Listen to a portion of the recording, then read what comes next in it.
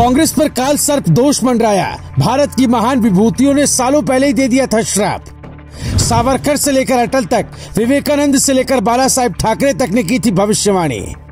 एक संत ने 1966 में दिया था कांग्रेस को श्राप, हिमालय से वो आएगा तुम्हें बर्बाद कर जाएगा। इतिहास गवाह होता है कि भविष्य में क्या होगा।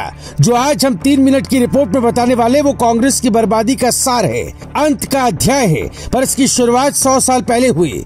तब ना मोदी का जन्म हुआ था, ना ही आपका। अगर आप ये रिपोर्ट राहुल गांधी तक पहुंचा दें तो वो काल सर्प दोष को ठीक से समझ पाएंगे और ये भी जान पाएंगे कि कांग्रेस के पास आज राहुल गांधी क्यों है और बीजेपी के पास नरेंद्र मोदी क्यों है। हमारी रिपोर्ट 7 महान व्यक्तियों, राजनेताओं, विचारकों या फिर संतों पर आधारित है जिनके श्राप के कारण कांग्रेस आज विलुप्त होने की स्थिति में खड़ी है। ये बात है साल 1965 की। कांग्रेस की सरकार थी और संत गौ हत्या रोकने की मांग कर रहे थे। उसी दौरान देश भर के संतों ने संसद को घेरने का फैसला किया। उस वक्त महान संत करपात्री महाराज की तूती बोलती थी। इंदिरा गांधी भी खुद उनकी भक्त थी।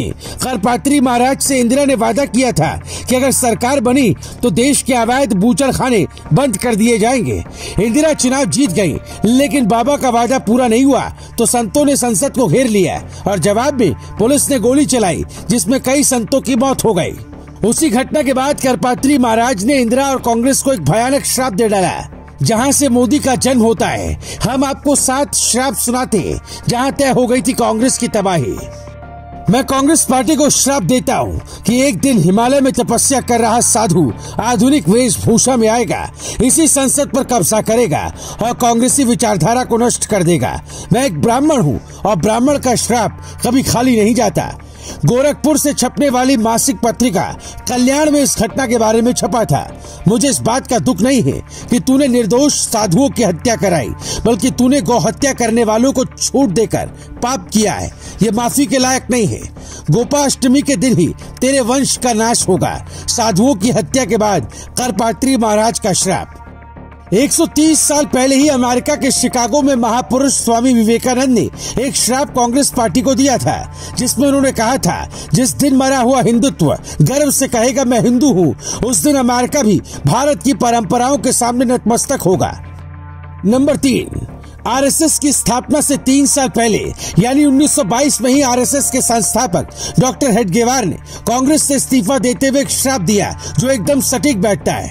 मैं आज कांग्रेस छोड़ रहा हूं, पर मैं शपथ लेता हूं मैं इसी कांग्रेसी विचारधारा के विरुद्ध ऐसा संगठन खड़ा करूंगा जो कांग्रेस का नामो निशान मिटा कर रख देगा, चाहे इसके लिए 100 साल ही क्यों न लगे।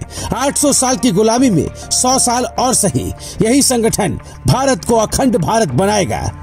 नंबर 4, महात्मा गांधी ने एक नोट में लिखा, कांग्रेस अपने वर्तमान स्वरूप में अपने उपयोग से बाहर हो गई है, अब कांग्रेस को भंग कर देना चाहिए। जनवरी साल 1948 में महात्मा गांधी का लिखित बयान। नंबर 5, एक सीट से जब अटल बिहारी वाजपेयी की सरकार गिर रही थी तब उन्होंने एक बड़ा ही तार्किक श्राप दिया और कहा, आज हमारी सरकार महज 1 वोट से गिर गई है। हमारे कम सदस्य होने पर कांग्रेस हम पर हंस रही है, लेकिन मेरी ये बात कांग्रेस कतई न भूले कि एक दिन ऐसा आएगा जब पूरे भारत में हमारी सरकार होगी और पूरा देश कांग्रेस पर हंस रहा होगा। साल 1999 में अटल जी का संसद में दिया गया बयान। नंबर 6, नरेंद्र मोदी ही भारत का भविष्य है। 2002 के गुजरात दंगों का दोष उस पर मत दो, वो निष्पाप है। अटल जी और आरएसएस से कहता हूँ कि वो नरेंद्र मोदी को सम्मान दे, वरना भारत से हिंदुत्व खत्म हो जाएगा। 2002 में बाला साहेब ठाकरे का दिया गया बयान।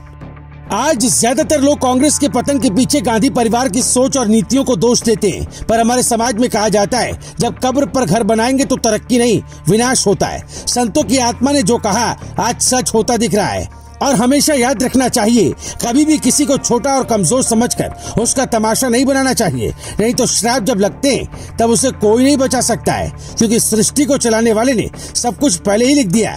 घमंड न अर्जुन का टिका न गांधी परिवार का। Bureau report, global Bharat TV.